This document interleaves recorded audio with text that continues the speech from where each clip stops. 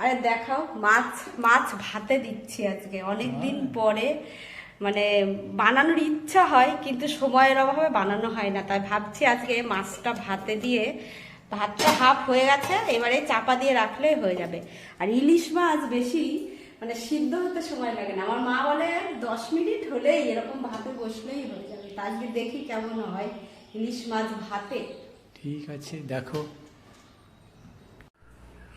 এই যে দেখো, ভালোই হয়েছে আমার মনে হয়, সিদ্ধটাও ভালো হয়েছে। দেখো দেখতে তো সুন্দর হয়েছে। হ্যাঁ, সিদ্ধও ভালো হয়েছে, সিদ্ধও হয়ে গেছে খুব সুন্দর।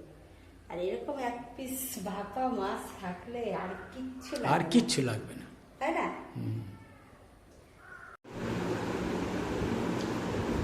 আবার তোমার তো দেওয়ার সাথে সাথে খাওয়া হয়ে গেল। দারুণ খেলাম, দারুণ। হ্যাঁ?